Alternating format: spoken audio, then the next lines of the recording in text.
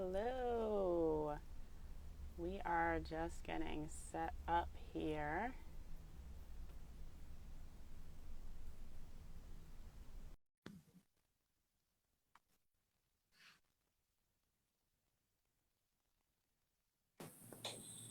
Okay. Hi. Hi. Hi, Hi, everyone. everyone. Look at us. We're doing Right. Jinx. In sync. Awesome. How you doing? I'm doing well. How are you? I'm good. I'm good. I'm excited to be talking to you. Same. So let's see. Hi. That's Suri. Hi, Suri. Thanks for joining us. Hi, curly journalist. Oh, that's my good friend Amelia. Hi, Amelia. Thank you for joining. Hi, friend. All right, we're gonna give folks. Hi, Vidal. So we're gonna let people come on in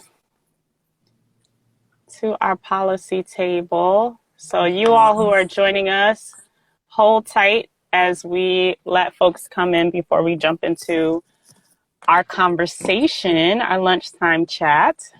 Well, before we get into all the introductions, I told you yesterday I was gonna ask you, what's your favorite soca song? Oh, all right. My favorite. Such a hard question. Let me think. I love all music, but my favorite genre is soca. I think my favorite song right now has to be from Voice the Artist. It's called Out and Bad. It's Mm. really, That really used to good. be a dance when I was in college. It was hmm out in bed, yeah. Yeah. Well, this is a new version of it, so it's pretty. Okay. Yeah. I'll let you listen to Okay. it when you have a Yes. chance. Yeah. I need to get on it. Hello, welcome. Hi, Diana. Hi, Sharo Glow. All right. Folks are coming on in. hmm So actually, I have a lot of favorite soca songs, but actually, it's hard to pin just one song. Right. But um and this is bad because I should know the name, right? But the song about not ducking it. Oh yes, I would That's sing, but we are on IG Live, and my yeah. voice is not prepared. So We can't sing yes, but it. I do know the song. Yeah. I love that song. It just makes me laugh because it's so funny and it's so practical. And that's the thing about soca. I feel like soca is a very accessible genre because it's just like stories about random stuff.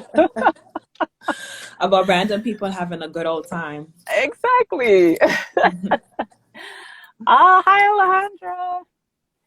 All right, so let's jump in. We're about 3 minutes in, so we're gonna get started. And as folks come in, we will fill you in. So if you see me glancing down, I'm just looking at my notes. So welcome to our second iteration of the policy table with Next 100. We are hosting these lunchtime sessions. They'll be once a month, so look out for the next one in May.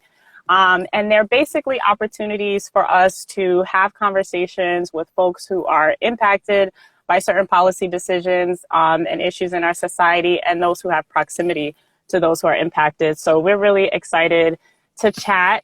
So quick way of introduction. My name is Chantal Hinds. I'm a policy entrepreneur at Next 100.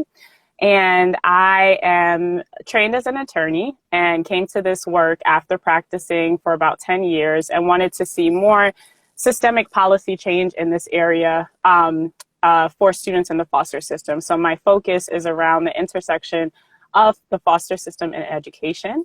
And I had the lovely opportunity to work with Miss Carolyn Blair for many years up in the Bronx at a foster care agency. And we worked together to improve educational outcomes for students in the foster system. I watched Carolyn become an even more sort of dogged advocate for these students, for their parents, for them. And I watched her grow in her work and her practice, and she's been amazing it's been amazing to see that, and to just see like all that she's learned and how she's applied that to her practice as a social worker.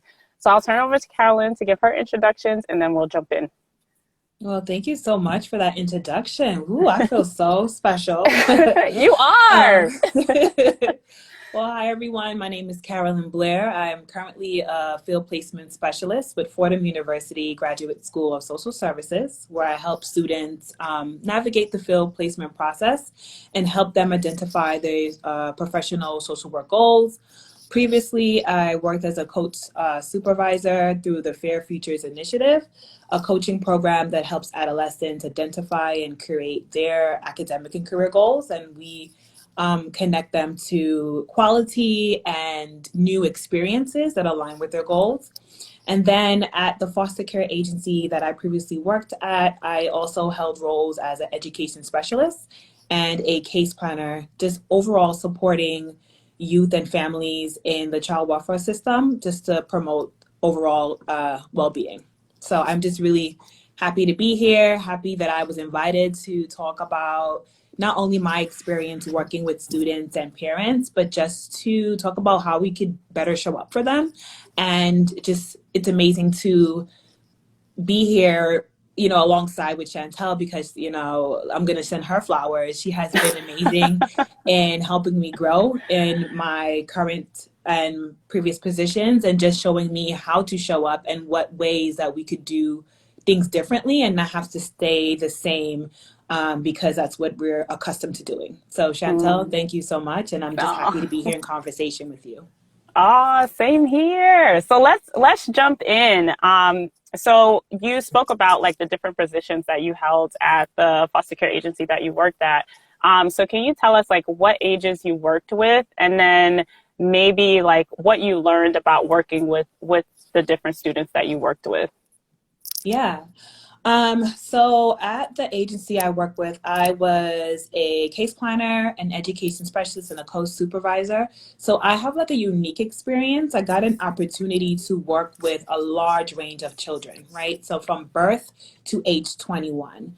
And I got to see how education kind of impacted their lives through the beginning, early stages, until being adult, right? Mm-hmm. You know, when we talk about students and education and foster care, it's a lot, because students do come in with, you know, past trauma, a lot of mental health challenges, and they're not technically in control of what happens to them in their, say, child welfare case. A lot of movement happens with students to different schools. You know, they're moving from a different, you know, family dynamic. You're now accustomed to, you know, being with your family anymore. You're actually now living with someone that's totally different, and you probably be going to a different school. So that shows up in a school setting. So I have seen when, you know, there are supports and a positive educational experience could change the trajectory of children, right, for the better.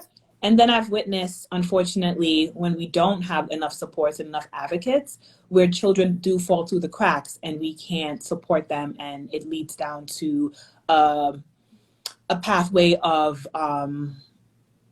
just not better opportunities for them. Yeah. Yeah. I mean, I think that's so true. It's interesting because in any given like child welfare case or case involving the foster system, there are so many eyes on a lot of different things. And sometimes I saw in my work, and you just mentioned it, school is the thing that doesn't get looked at as closely. And it can be one of the most grounding places for students. And it can be a place of stability if all of the pieces come into play in the right way. And if all of the people are honed in on like, okay, what supports does the student need? How do we keep them in their school? How do we keep them with people they know when so much that's happening in their life is disrupted and upended? So that's such a good point, that when you put the supports in place, you can really see a child shine just like any other child, if you actually support them. So that was a really, really great point.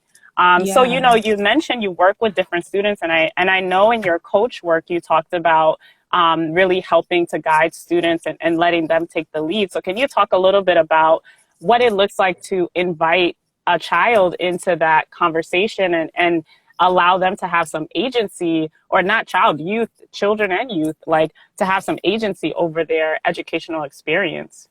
Yeah.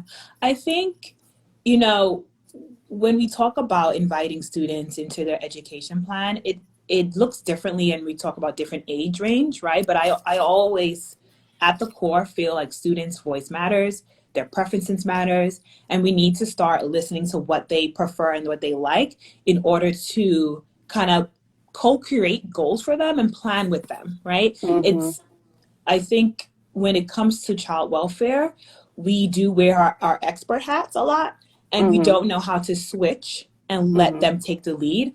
I Mm-hmm. have been in moments where students have told me what they preferred and I let them take the lead. I'm like, okay, well, how can I support you in this? Mm-hmm. And they actually, the outcome is way better than what I thought I would provide for them, right? Mm-hmm. Mm-hmm. Um, I would say with younger kids, it's more about observation, right? It's more Mm-hmm. about observing and seeing like what do they like and how do we use their strength. I believe every child, no matter what the circumstances are, no matter how they show up, Mm-hmm. no matter how resistant they can be, I do believe they have a unique characteristic. I do believe they have a strength, and it's just for us to see that and work with them to apply that to some area that they may need help or improvement in, right? Mm-hmm. Um, but that takes time, that takes work, that takes being um, being intentional and being present. Intentional. Yeah, Yeah. and Being present. That's good. yeah, you have to be Mm-hmm. present to notice because a lot of our students that I work with in the child welfare, and I'm speaking in the lens of like the younger students, Mm-hmm. they're not saying much. Sometimes they don't say a lot. Sometimes Mm-hmm. you really have to sit and see like, okay, they like to do this and they don't like to do that. So it's not them Mm-hmm. running out the classroom because they're just trying to be annoying to the teacher or disrupt the flow. It's Mm-hmm. more so I feel uncomfortable. I don't know how to vocalize that. So I'm just going to run out the classroom. But if you really Mm-hmm. sit with them and you really look and see like, okay, maybe they're triggered by something, or maybe Mm-hmm. it's the certain time of day that Mm-hmm. we don't know that's what's happening in the day or what happened to them in their home, right? Mm-hmm. That certain type of day triggers something in them and we just need to really sit with them and really observe them to know how do we best support them. So I really Mm-hmm. think it's about being present and being intentional on our interactions with students Mm-hmm. to really get to where they need to be. Mm-hmm. When we talk about older students though, I think they can vocalize what their wants are, but it's more about actively listening Mm. and understanding that what their goals may be may not align with what we want for them, and that Mm-hmm. is okay. I Right. had experience with a student that we were planning to have him go to college. We did all the applications. We were Mm-hmm. set to go. Last minute, he turned around and said, like, look, I really don't want to go to college. I don't want Mm-hmm. to have any loans. I actually want to go to this free Mm-hmm. program from this agency Mm-hmm. that's going to give me in 16 months, I'll get a job. And at first, I felt like, oh man, we just worked so hard. Like, I feel like Mm-hmm. college is the way to go.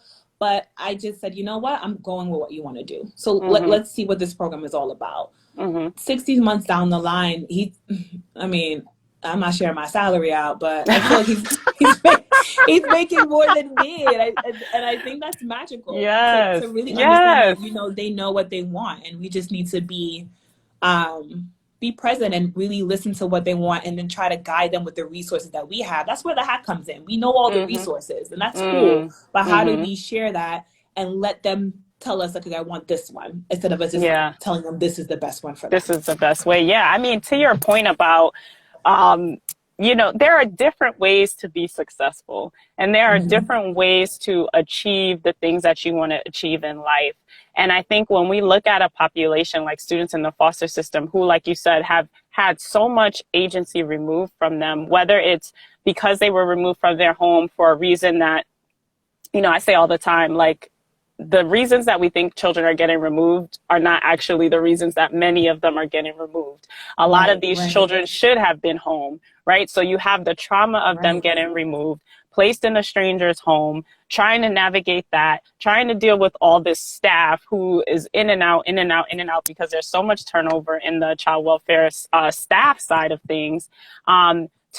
To partner with a child, to come along with them and say, hey, you are you, you know what Mm-hmm. you need, right? And that idea of like putting the person, centering the individual in your practice, centering the individual in the decisions that we make, whether it's direct programmatic decisions or, when I zoom out, policy decisions. How do we center the people who are most impacted by the decisions we make and let them guide the conversation? Because like you Yeah. said, we put on our expert hats often. And hello, guilty lawyer. Yes, I'm guilty of that too, right? Like, okay, I can think of 15 different scenarios of how this can play out. And this is the route that I would advise you go. But like, you are you, you know what will make your life better. You know what will make your life, what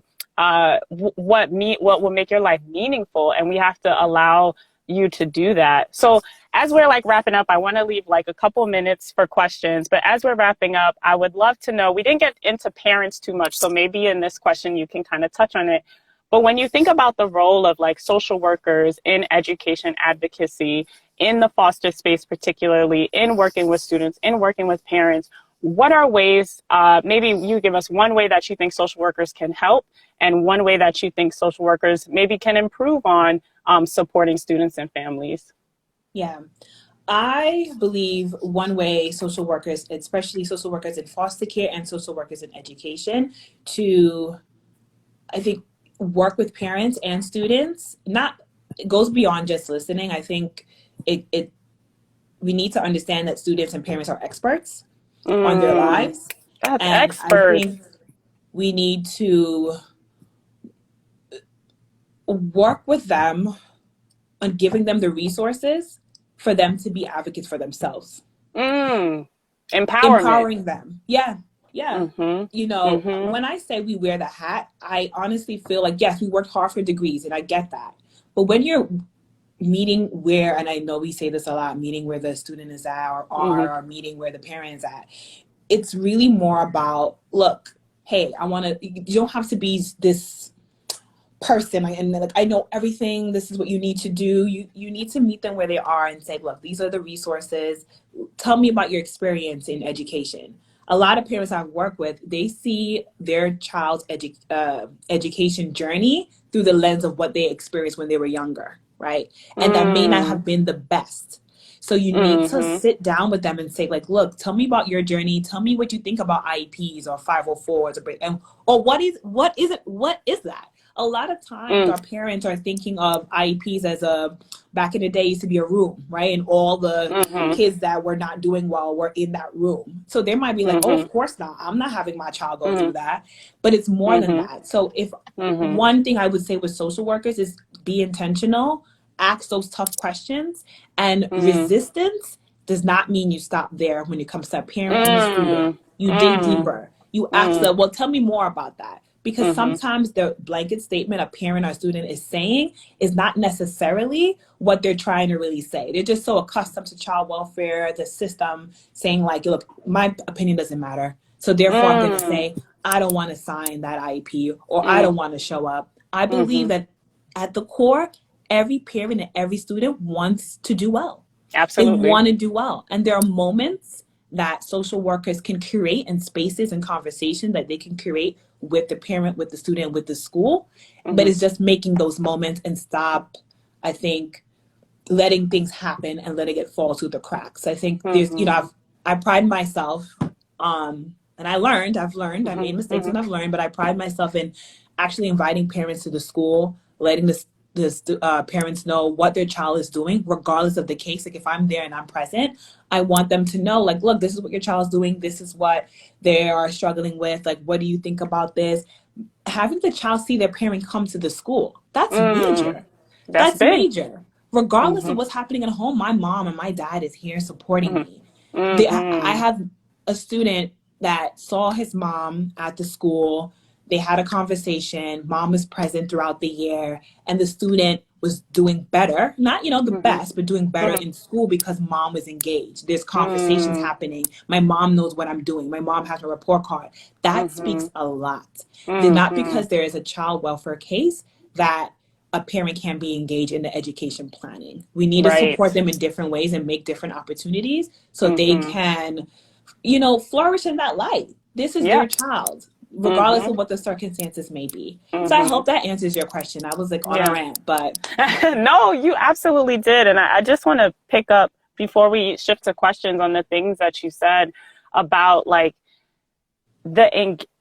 like inviting a parent to engage and be a parent and parent their child no matter the circumstances of the child welfare case, is particularly, again, I will say it, especially in those cases where the cause of removal was related to poverty more than anything and related mm-hmm. to lack of resources more than anything. Inviting that parent to participate, and to somehow in some small way in an education setting try to reconnect that parent and child bond to increase the chances of that family being reunified, and to not even just be reunified in the moment, but go on to have a more successful relationship after this like really serious disruption of child welfare involvement.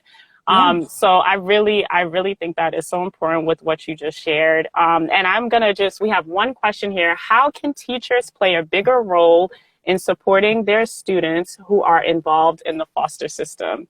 So you want to Mm, give us like a 1 minute right. response to that one? Um, hmm. I would say teacher. If you know a student that has been in care or currently is in care, I think it's connecting with your social worker at the school to see how you can have a meeting with the individuals from the agency that works with the student to talk about what best supports can be made, a plan. Mm-hmm. Mm-hmm. I'm a big advocate of having a plan beforehand. So when things come up with the student, there's something in place as opposed to being reactive. And now we're trying to Mm-hmm. figure out how to support Johnny, right? While Mm-hmm. he's going through something because something happened in the foster home or Mm-hmm. he was just being placed and now he's in a different environment. I think Mm-hmm. when you do know there's a student in there, it's like you're really getting to know the whole student, right? Mm-hmm. And that requires for you to communicate with the agency, communicate with your social worker, and putting a plan in place. The plan may not work. I will say it again. The plan may not work Right. initially, but then you have something to go off of it. You have a Mm-hmm. foundation to say, like, this Mm-hmm. didn't work, but these three things did work. So how can we Mm-hmm. build on these three things and then make a new plan to support him or her Mm-hmm. at this time in their lives? Mm-hmm. That's great. That's great. I think being curious as a teacher is a really great skill to have. And to your Mm-hmm. point of knowing the whole student, like understanding the different factors at play in their life and in the life of a child in the foster system, can lead to more compassion Yeah. and Yeah. discovering and being more creative about resources to support students. So that is, I couldn't agree with what you said more. So we this is such a short conversation, just I 15 minutes. know. But I could talk to you forever. And we will do that. We will continue our conversations offline. But we want to thank everyone who joined us. I want to thank Carolyn for taking her time to share all of her wisdom and experience working with students and families in the foster system around education. Thank you for all your work. Thank you for being a person that continues to iterate on yourself, and you continue Aw. to grow, and you continue to challenge yourself and to, look at this system from different perspectives and see yourself at it as a part of the solution, of a system that frankly has a lot of problems. So thank you for the role that you play. And thank you all for joining us, and stay tuned to the Next 100 Instagram page for our next policy table discussion in May. All right, Thank thanks. you. Bye, everyone. Bye, Bye. Chantal. Bye, Carolyn.